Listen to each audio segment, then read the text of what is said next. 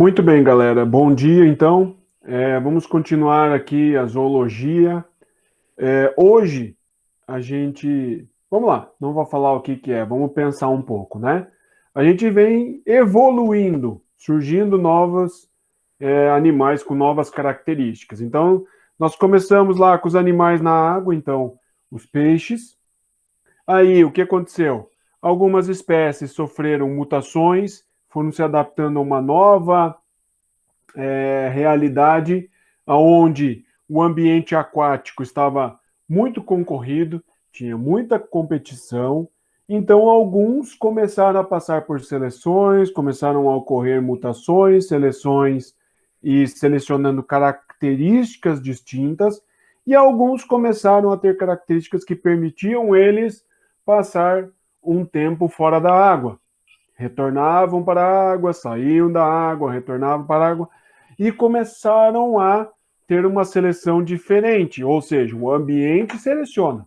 Se o ambiente passou a não ser mais um ambiente úmido ou água propriamente dito, passou a ser pelo menos parcialmente um ambiente seco, o ambiente terrestre, eu também tive que adquirir, ou os animais tiveram que adquirir características que possibilitavam eles a ter sucesso num ambiente que não fosse o aquático. O que aconteceu nesse ambiente na terra, seco? Aconteceu que nesse ambiente ainda eu não tinha competição. Então eu tinha uma grande oferta de oxigênio, eu não tinha mais problema com espaço. Desta forma, a minha reprodução não corria grandes riscos por causa de predadores. Eu também tinha, para as espécies herbívoras, uma oferta de alimento bastante vasto, enquanto que quem estava no ambiente aquático estava sofrendo o contrário isso. Estava tudo muito complicado, porque tinha muita espécie, uma superpopulação, todo mundo estava na água ainda. Mas eu tive que mudar, tive que sofrer algumas modificações. O que começou a acontecer? Eu tive que ter um tegumento, ou seja, uma pele mais impermeável, para não perder tanta água. O animal precisou desenvolver os seus apêndices locomotores, os seus membros, então eles passaram a ser quase que todos eles tetrápodas, com 4 membros. Eles também precisaram transformar a sua respiração numa respiração aérea. Aí surge o pulmão. O pulmão ainda é o primeiro que surge, ainda ele está pouco desenvolvido, ele é pequeno, não dá conta de tudo. Por isso, eu tenho outras formas de fazer troca gasosa, além do pulmão, que é pela pele, que é também pela mucosa da boca. Que mais? A circulação teve que melhorar, teve que evoluir, passando de um coração bicávico para um coração tricávico, né? No entanto, ainda uma circulação que atende às necessidades. E agora nós estamos falando dos anfíbios. Então a gente estava falando dos peixes, agora dos anfíbios. Eu tive que modificar também a minha reprodução, pelo menos parcialmente. Alguns anfíbios continuam se reproduzindo na água, mas outros se reproduzem na terra. Só que o ovo ainda não tem todas as características necessárias para ficar somente o ovo ali no ambiente seco. Então, o que eles fazem? Tem estratégias.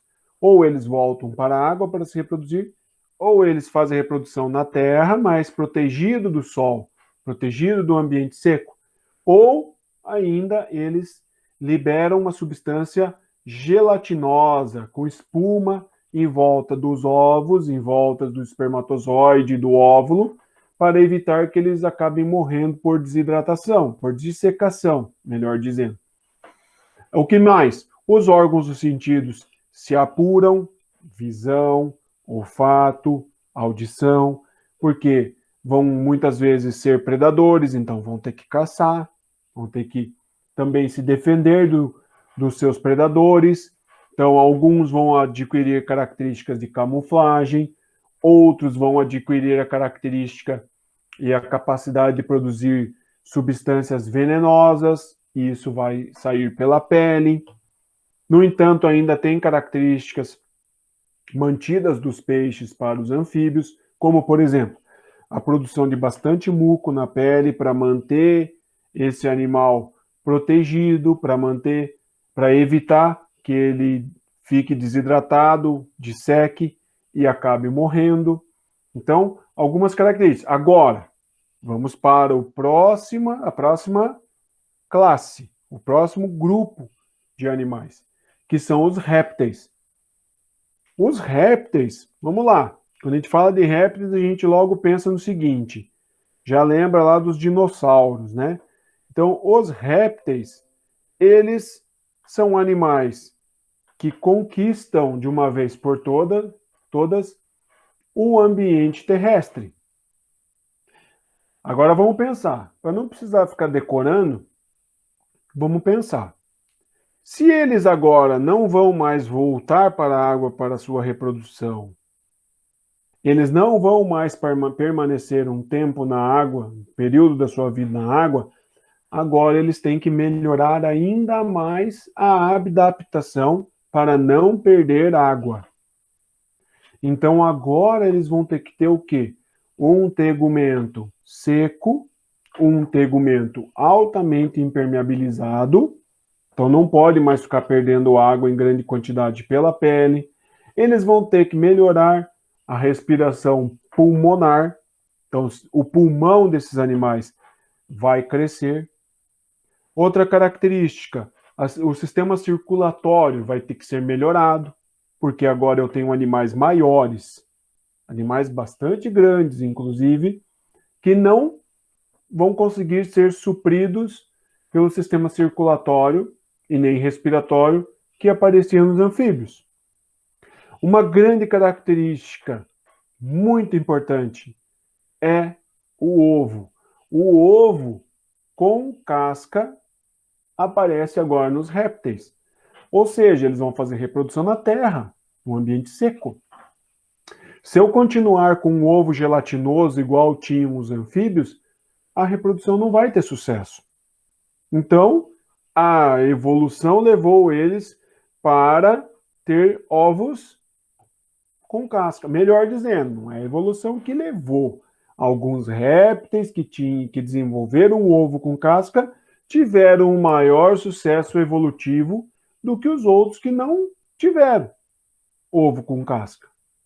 Então, o que aconteceu? Esses com ovo gelatinoso, provavelmente ao longo do processo evolutivo, não foram selecionados, ou seja, morreram.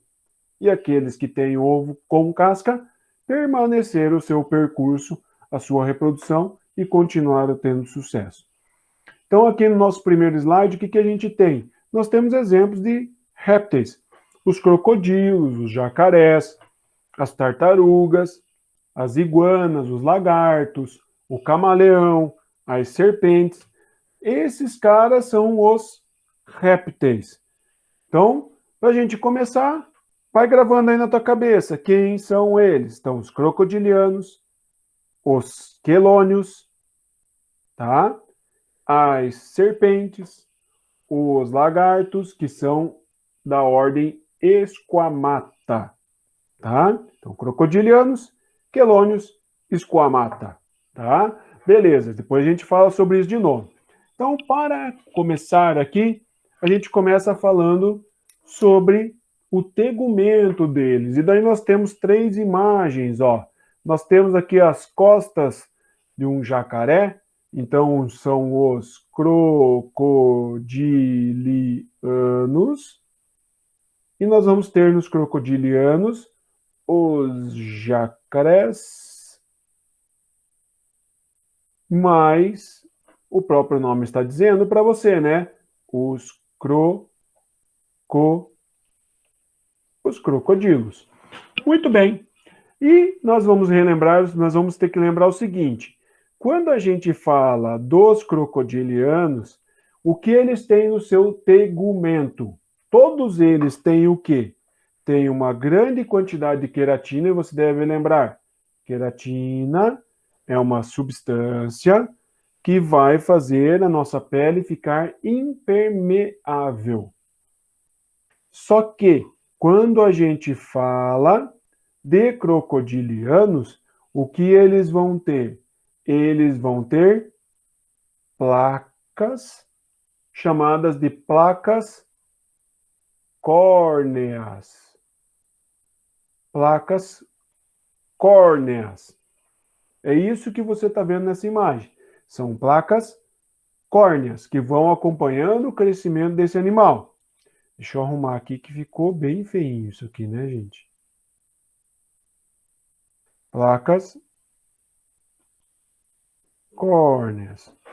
Agora, olha aqui embaixo. Aqui embaixo eu tenho o exemplo de uma tartaruga, um jabuti ou um cágado. Na imagem aqui é um cágado. E nós vamos lembrar o seguinte: esta ordem é uma ordem chamada de quelônia. São os quelônios, né? E os quelônios são famosos porque eles vivem bastante, isso é verdade. Quem que nós vamos ter aqui nos quelônios? As tartarugas, os jabutis e os cágados. Muito bem. E os cágados. Da mesma forma, tem um revestimento com bastante queratina, só que não vão ter placas córneas. O que que eles vão ter? Esses caras vão ter o quê? Casco. O casco para proteger eles. E por último, nós temos aqui a última ordem, que são chamadas de esquamatas.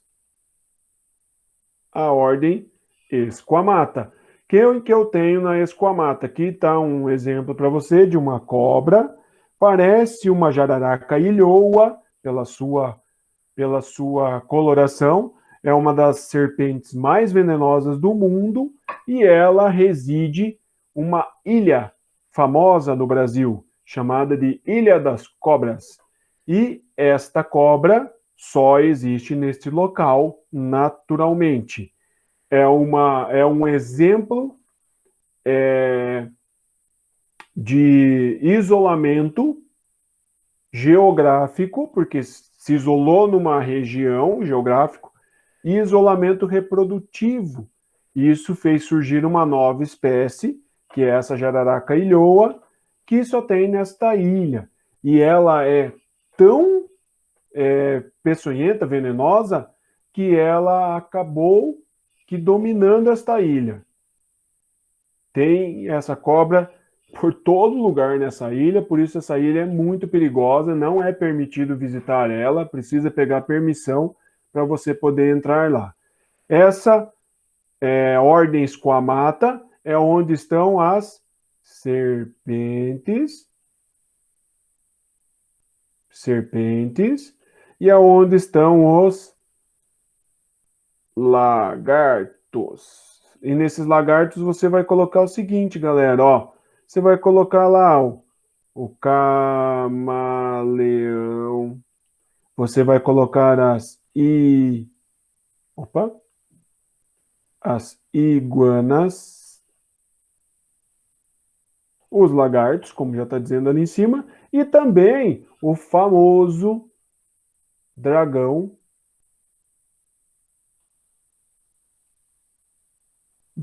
de Komodo. Ok?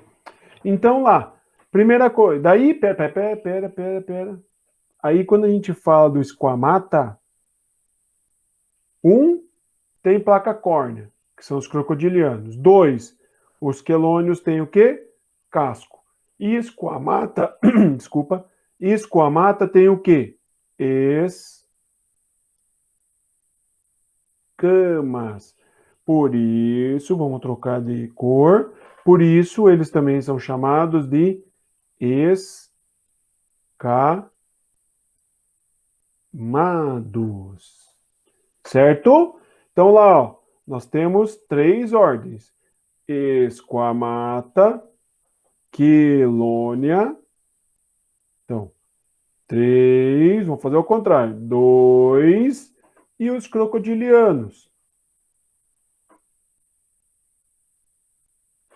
1. Ok? O que mais que esses caras têm? Aí vai pensando só, galera, ó. Pensa só. Nós temos o seguinte. Esses caras saíram da água. Aí eles foram para o ambiente terrestre. É um ambiente onde a força G vai agir mais sobre o nosso organismo, porque muda a densidade do o ambiente onde é que eles estão, água ou ar. Então eles vão ter que ter também o quê? Músculos muito mais fortes. O esqueleto também muito mais forte. E daí, olha só, você deve estar pensando assim: tá, ele tem escama, ele tem casco e ele tem placas córneas. Para o seu crescimento, ou ele vai trocar, que é o caso das serpentes, dos coamata, ele vai trocar esse revestimento, ou ele vai fazer este revestimento, no caso, as placas córneas e o casco, crescer junto, certo? Senão o animal fica impedido de crescer. Vocês devem lembrar quando a gente conversou sobre os insetos. Os insetos faziam troca do exoesqueleto. Quando você fala esquamata ou escamados, é algo parecido, tá? É algo parecido. Só que não é quitina e não é um exoesqueleto. É formado por queratina e é escama. Mas você já deve ter visto a gente fala, encontrei uma pele de serpente, de cobra. Ela trocou, porque ela está crescendo, ok? Ah, um negócio legal. Quando a gente fala em cascavel, cobra cascavel, lembra que ela lá no final da sua cauda tem o quê? Tem um chocalho, né? Um guizo. Esse guizo representa cada andarzinho, cada pedacinho daquele guizo representa uma troca de pele. Tá? Não dá para falar que é um ano, porque às vezes pode fazer mais do que uma troca por ano. Então não dá para falar que se tem 10 guizos, a cobra tinha 10 anos. Mas dá para falar que se ela tem 10 guizos, ela trocou 10 vezes de pele. Também significa, então, que ela é maior. Ok? Continuando. Então, quando a gente fala de répteis, uma coisa que a gente tem que levar em consideração, e aqui o nosso slide do lado direito está mostrando isso, é que nós estamos tendo uma evolução. Olha só, quando a gente fala de uma salamandra, por exemplo, que é um anfíbio, o pulmão é pequeno, estreitinho. Já uma rã, que é maior, vai ter um pulmão maior. O sapo também muito parecido, porque normalmente tem um tamanho muito parecido. Só que tem só uma câmara. Vocês estão percebendo que tem só uma câmara aqui, ó? E quando a gente vai para os répteis, como eles vão ser maiores, vão ter uma necessidade maior de trocas gasosas. Então eles vão ter um pulmão segmentado, ó, para melhorar a troca gasosa, porque o ar em contato com uma superfície maior do epitélio pulmonar vai ter uma capacidade maior de fazer trocas. Além da seguinte conclusão aqui, ó. O pulmão vai ser maior e vai ter mais espaço para a troca. Agora, olha o seguinte. Quando a gente fala de répteis, você tem que ter claro para você o seguinte. A pele é impermeável. Quando a gente falava de anfíbios, além dos pulmões, os anfíbios tinham também respiração. Opa, desculpa. Eles também tinham respiração cutânea. Mas os répteis agora têm a pele impermeável. Como é que vai fazer respiração cutânea? Não tem como. Então, o pulmão tem que ser mais espaçoso e também tem que ser maior. E aqui do lado eu tenho o pulmão das aves, ele segmentado mais ainda, mas fica para nossas próximas aulas, tá ok? Já o sistema digestório, então, nutrição deles. Boa parte deles são carnívoros, alguns são herbívoros, mas a maioria é carnívoro, e eles vão ter cavidade bucal, a faringe, o esôfago, o fígado, bastante importante, o estômago, o pâncreas, o intestino delgado, o reto e a cloaca. Olha lá, galera, a cloaca. Então, vou chamar a atenção para o seguinte: o fígado dos animais, dos répteis que são carnívoros, tem que ser muito desenvolvido, bem como do pâncreas, porque eles vão comer bastante carne e vão precisar de bastante enzimas para fazer a digestão desse tipo de alimento. Já os herbívoros vão precisar de enzimas específicas para conseguir quebrar as moléculas que estão nas plantas. E daí nós temos que chamar a atenção novamente para esse buraco chamado de cloaca, porque por esse buraco o que vai acontecer? Vai sair a urina, vai sair as fezes misturadas com a urina, e ainda vai sair o ovo, galera. Então a cloaca é uma mistura do sistema excretor com o sistema digestório e também o reprodutor. Por isso que a gente sempre brinca que é o buraco mais útil do mundo. E já quando a gente fala de circulação, nós vamos ter novamente mais uma evoluçãozinha do sistema circulatório. E aqui está mostrando para você o sistema circulatório dos peixes com um coração com apenas 2 cavidades, certo? Aí nós vamos ter o sistema dos anfíbios circulatório com um coração com 3 cavidades. E nós vamos ter os répteis que vão ter o coração com 3 cavidades ou com 4. Isso mesmo, galera. Presta atenção. Então, quando a gente fala de répteis, nós vamos ter répteis com coração. Olha que bonito. Coração com 3 cavidades. 3 cavidades. E quem que tem 3 cavidades? Quem tem 3 cavidades são os quelônios e os caras que estão nos esquamata. Ah, professor, não lembro quem são. Vamos lá. Tartaruga, jabuti e cágado, e as serpentes e os lagartos. Eles vão ter coração com 3 cavidades. Agora, quem que sobrou? Quando a gente falar de crocodilianos, você logo tem que lembrar que o coração é com 4 cavidades. Ok? E daí você vai lembrar o seguinte: coração com 3 cavidades é um coração com 2 átrios e 1 ventrículo. Ok? E agora, quando a gente fala num coração tetracávico, você vai lembrar o seguinte: são 2 átrios e 2 ventrículos. Bom, o que muda nisso? Vamos lá, gente. Vamos abrir aqui mais uma telinha para a gente continuar fazendo as nossas anotações.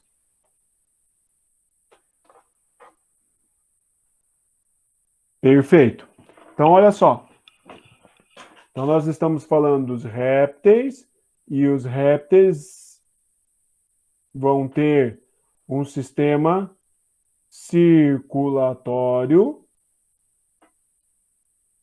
fechado,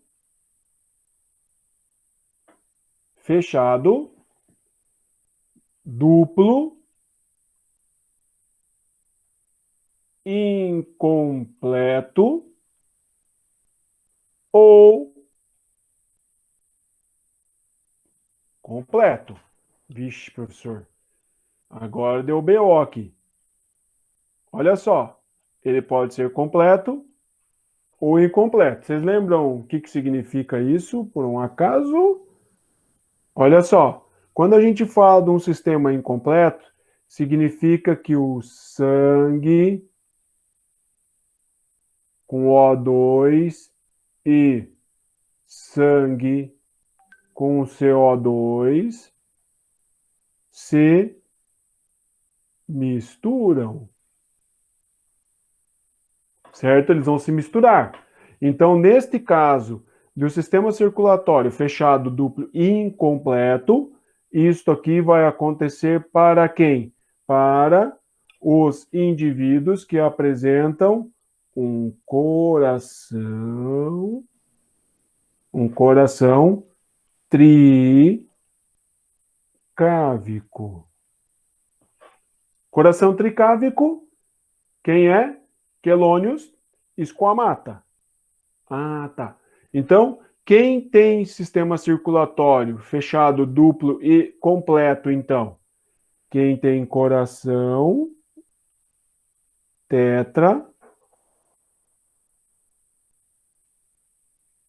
tetracávico. Quem que tem coração tetracávico? Quem que tem coração tetracávico? Os crocodiles. Isso, muito bom. Os crocodilianos. O que significa isso? Que o meu coração vai ser assim, ó. Átrio direito, átrio esquerdo, e o ventrículo vai ser totalmente separado. Totalmente separado, tá? Então vai existir uma parede aqui, ó. Agora, quando eu pego um coração tricávico, ele vai ter o átrio direito, o átrio esquerdo e o ventrículo, ele vai ser parcialmente separado. Ou seja, galera, o sangue consegue passar de um lado para o outro, enquanto que aqui, ó, o sangue fica separado. Do lado esquerdo, bastante oxigênio, do lado direito, bastante CO2, mas o sangue não se mistura aqui, ó. Enquanto que aqui, O2, CO2. E o sangue vai se misturar aqui, no caso do coração tricávico. Ok? Beleza? Aí vamos lá, vamos finalizar aqui. Temos uns nomes. Quando a gente fala que tem essa parede, ó, essa parede dividindo o ventrículo, essa parede tem um nome. E esse nome é septo. Septo significa parede. Septo de Sabatier.